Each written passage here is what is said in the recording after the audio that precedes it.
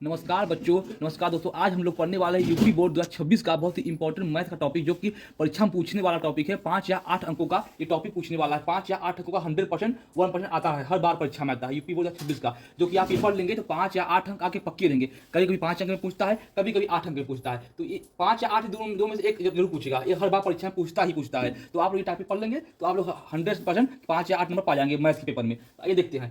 यदि किसी भिन्न के अंश और हर दोनों में 2 जोड़ दिया जाए तो वह 9/11 हो जाती है। यदि किसी अंश और हर के दोनों में 3 जोड़ दिया जाए तो वह 5/6 हो जाती है। वह भिन्न ज्ञात कीजिए। यही टॉपिक है, ये सवाल है। इसे आइए हल करते हैं, कैसे हल किया जाएगा। बहुत इजी तरीके से आपको समझाएंगे किस प्रकार से हम हल करेंगे। आइए समझते हैं, ठीक है। सबसे पहले कोई भी क्वेश्चन हम सॉल्व लिखेंगे।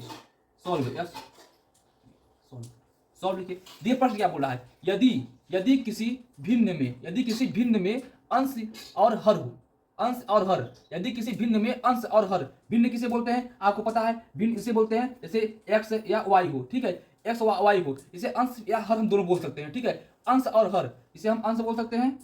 अंश ये है और ये क्या है, ये हमारा हर है, ठीक है। ये हमारा अंश है, ये हमारा हर है, एक्स या वाई, ठीक है। और क्या बोला है, भिन्न के अंश और हर में दोनों में 2 जोड़ दिया जाए, यानी कि 2 को जो है जोड़ दिया जाए, 2 को जोड़ दिया जाए। इसमें 2 जोड़ दिया जाए, इसमें 2 जोड़ दिया जाए, ठीक है। 2 जोड़ दिया जाए तो वह 9/11 हो जाती है। तो वह क्या हो जाती है, 9/11 हो जाती है। यहाँ बराबर करके 9/11 कर लेंगे, ठीक है। उसके बाद हो जाती है यदि अंश, अभी दूसरा टॉपिक आ गया। पहले इसे हल करते हैं, उसके बाद आगे सवाल समझते हैं। यहाँ तक हमने पढ़ा, ठीक है। x धन 2 y धन 2 बराबर 9/11। जो सवाल ने बोला है सीधा वही लिखना है आपको। उसमें बोला क्या है, यदि किसी भिन्न के अंश और हर, यदि किसी भिन्न, ये देखिए भिन्न है, ये अंश है, ये हर है, ये अंश है, ये हर है, ठीक है। उसमें 2 जोड़ दिया जाए। इसमें हमने 2 अंश में भी 2 जोड़ दिया और हर में भी 2 जोड़ दिया, ठीक है। तो पूछा है वह 9/11 हो जाती है, तो 9/11 कर दिया हमने। अब इसे हल करेंगे। कैसे हल करेंगे, बहुत ईजी तरीके से हल करेंगे। आप देखिए किस प्रकार से हम हल करते हैं इसे। देखिए जैसे 11 है, जो 11 गुणा हम इसमें कर देंगे, जिसमें कर देंगे 11 गुणा, इस तरफ 11 का गुणा कर देंगे हम लोग। यहाँ पे क्या हो जाएगा, 11x हो जाएगा यहाँ पे, ठीक है। और फिर क्या प्लस है, प्लस कर देंगे। 11 दूनी 22 होता है, 11 दूनी 22 कर देंगे यहाँ पे, ठीक है। इसी प्रकार से 9 का गुणा इसमें हर में कर देंगे। 9 गुणा हम लोग हर में कर देंगे, 9 गुणा किसमें कर देंगे, हम लोग हर में कर देंगे, ठीक है। यहाँ पे लिखेंगे बराबर, और फिर 9 गुणा इसमें कर देंगे, हर में कर देंगे, तो 9y हो जाएगा। यहाँ पे क्या हो जाएगा, 9y हो जाएगा। 9 दूनी 18 हो जाएगा, प्लस करके 18 कर देंगे यहाँ पे लोग, ठीक है। जब इतना हम लोग कर लेंगे, अब इससे आगे 11x प्लस 22 बराबर 9y धन 18। तो इस प्रकार जब ये जाकर समीकरण हल करेंगे, समीकरण कैसे हल होगा, देखिए यहाँ क्या है 11x है, यहाँ क्या है 9y है। तो क्या करेंगे, जो y x से एक तरफ कर देंगे और संख्या की एक तरफ कर देंगे। जैसे यहाँ पे 11x लिखा हुआ है, y को उठाकर इधर ला देंगे। जब y को इधर लाएंगे क्या हो जाएगा, प्लस 9y हो जाएगा, और जो ये बराबर हो जाएगा, और जो ये 22 इधर चला जाएगा, तो यहाँ पे 18 और ऋण 22 हो जाएगा। ये 22 उठ के यहाँ पे आ जाएगा, तो यहाँ पे ऋण हो जाएगा, ठीक है। ऋण 22 हो जाएगा, तो ये हो जाएगा। अब ये क्या करेंगे, अब देखिए ये घटेगा, ये घट रहा है, ये देखिए अब घट रहा है, इसे घटा देंगे। यहाँ पे लिखेंगे 11x धन 9y बराबर 22 में से 18 घटाया कितना बचेगा, 22 में 18 घटाएंगे तो बचेगा ऋण 4। यहाँ 4 बचेगा, क्योंकि 22 का मान बड़ा है, ऋण का मान बड़ा है, इसलिए -4 आएगा। तो ये हमारा जो होता है समीकरण 1 हो जाएगा। क्या हो जाएगा, समीकरण 1, ये समीकरण 1 हो जाएगा, ठीक है। ये समीकरण 1 हो जाएगा। और समीकरण 2 किस प्रकार होगा, आइए उससे देखते हैं हम लोग, ठीक। समीकरण दोस्तों 1 हो जाता है। अब देखिए जब समीकरण हमारा 1 हो जाएगा, अब हम समीकरण आगे चलेंगे, समीकरण 2 बनाएंगे। आगे क्या बोल रहा है सवाल देखिए, यहाँ पे हमने 11x धन y बराबर -4, यहाँ पे समीकरण 1 ये हल हो गया। आगे क्या बोला सवाल, आगे पढ़िए आपको। 9/11 हो जाती है यदि अंश और हर दोनों 3 जोड़ दिया जाए, यानी कि वही टॉपिक बोल रहा है। यदि अंश और हर, यानी फिर एक बार हम अंश लिखेंगे, अंश तब फिर लिखेंगे, अंश x हो जाएगा और हर जो है y हो जाएगा। जैसे इसमें किया ऐसे इसमें भी करेंगे, हर जो है आपका y हो जाएगा। जो अंश है x हो जाएगा और हर जो इसका y हो जाएगा, ठीक है। अब देखिए क्या करेंगे, अंश और हर में जोड़ेंगे 3। क्या जोड़ देंगे, 3 जोड़ देंगे। तो यहाँ पे इसे हम 2 जोड़े थे, यहाँ पे 3 जोड़ देंगे। यहाँ पे भी 2, यहाँ पे अंश में 3, हर में भी 3 जोड़ दिया जाएगा, ठीक है। अब यहाँ क्या हुआ, तो वह 5/6 हो जाएगा। क्या हो जाएगा, 5/6 हो जाएगा, यानी अंश और हर में आपका 5/6 हो जाएगा। तो बराबर लिख के यहाँ पे 5/6 लिख देंगे। जिस प्रकार से हमने ये वाला सवाल इधर हल किया था, उसी प्रकार से हम ये वाला करेंगे। तो ये आप लोग करिए, देखिए किस प्रकार से होगा। देखिए इसे आप कैसे करेंगे, इसे देखिए यहाँ पे है 6 है, यहाँ पे क्या होगा, इसका गुणा इसमें कर देंगे हम लोग, इसका गुणा हम लोग इसमें कर देंगे। 6x हो जाएगा यहाँ पे, 6x प्लस 6 का 6 6 12 छत्तीकम 18 हो जाएगा। यहाँ पे छत्तीकम क्या होता है, 18 हो जाएगा, छत्तीकम 18 हो जाएगा। ऐसे बराबर लिख के हम 5 का इधर कर देंगे। यहाँ पे क्या हो जाएगा, 5y हो जाएगा, प्लस कर देंगे। 5 त्रिकम 15 हो जाएगा, 5 त्रिकम 15 हो जाएगा। अब ये समीकरण बन गया। ये क्या बना, समीकरण बन गया। इस समीकरण हल करना पड़ेगा। समीकरण किस प्रकार समीकरण हल करेंगे, 3।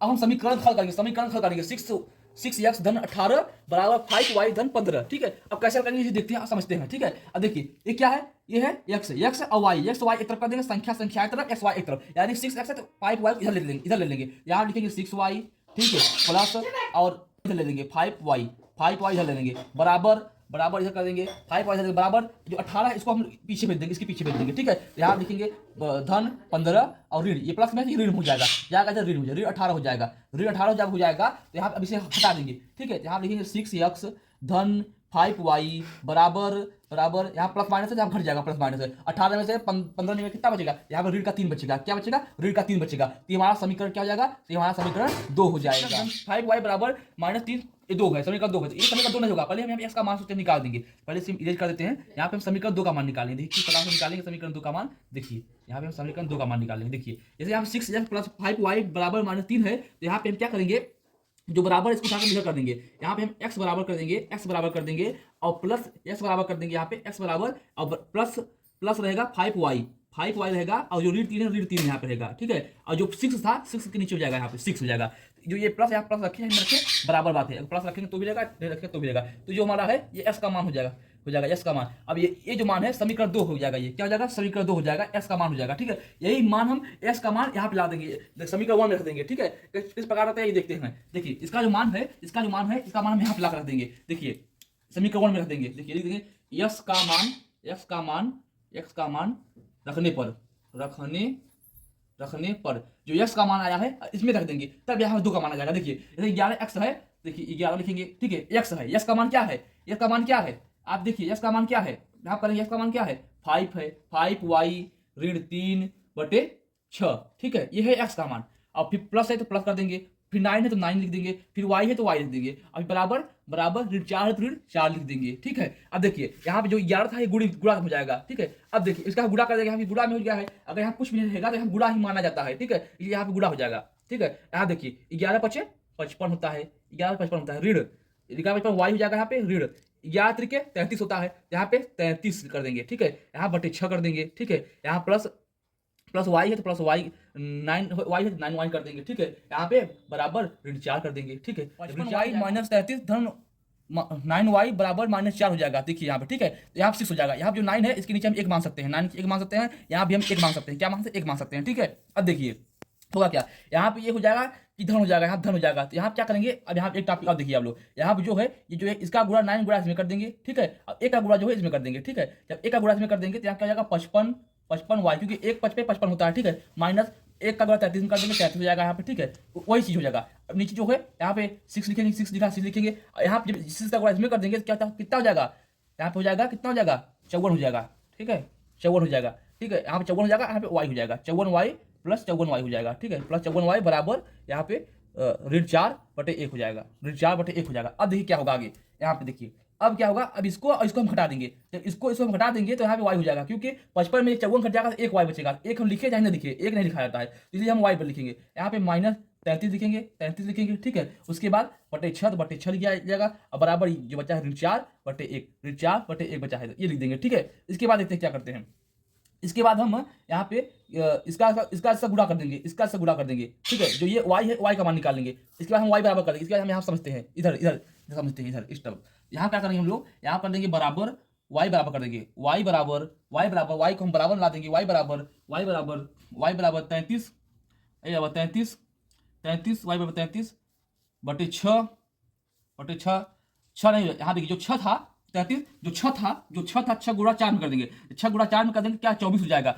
यहाँ पे ऋण 24 हो जाएगा। ठीक है, तो फिर y बराबर 33 में से 24 घटाएंगे कितना बचेगा, 33 में 24 घटाएंगे आप तो यहाँ पे कितना बचेगा, आप घटाइए कितना बचेगा, 33 24 घटाएंगे तो यहाँ पे 30 और यहाँ पे 9 बचेगा, कितना बचेगा 9 बचेगा, क्योंकि जब 24 9 जोड़ देंगे तो यहाँ 33 हो जाता है, यहाँ पे कितना बचेगा 9 बचेगा, तो ये हमारा y का मान निकल जाएगा, वो हमारा y का मान निकल जाएगा। इसी प्रकार से हमको s का मान निकालना है, ये हमारा y का मान निकल जाएगा, इसी प्रकार से हमें s का मान निकालना है। इसी प्रकार से y बराबर 9 आ गया, y का मान क्या आ गया, हमारा 9 आ गया, y का जब मान 9 आ गया तो हमें अब क्या, हमें s का मान चाहिए, किसका मान चाहिए, s का मान चाहिए। s का मान कैसे ज्ञात है ये देखते हैं हम, तो यहाँ पे लिखेंगे हम समीकरण 2, यहाँ लिखेंगे y का मान, यहाँ लिखेंगे y का मान समीकरण 2 में रखना, y का मान समीकरण 2 में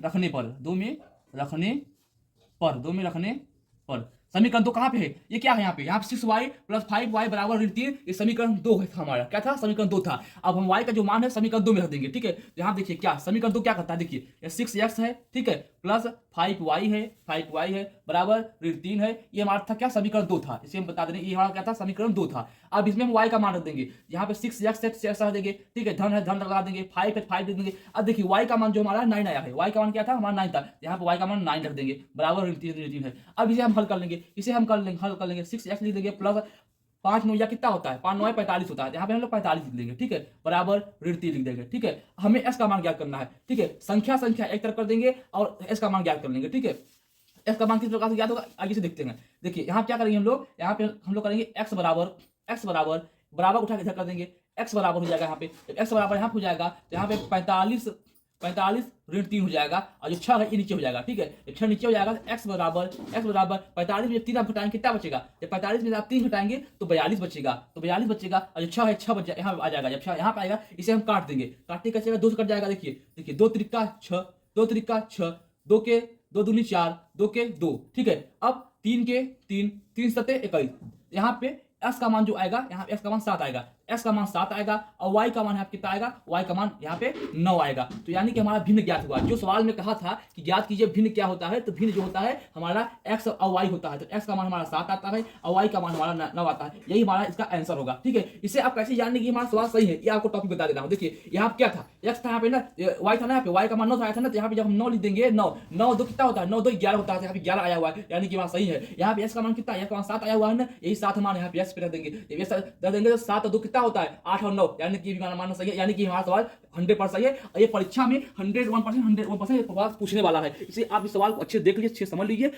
ये बस का संख्या चेंज होता है, जो नंबर है 9/11 है और 5/6 है, यही नंबर का चेंज रहेगा और सेम टू सेम यही सवाल परीक्षा में आने वाला है। आप लोग अच्छे से पढ़ लीजिए, ये पक्का आएगा, आप 5 या 8 नंबर आप लोग पा जाएंगे। आपको ये वीडियो कैसी लगी, यूपी बोर्ड से हर जानकारी के लिए आप हमारी वीडियो सब्सक्राइब करिए, लाइक कर दीजिए, धन्यवाद।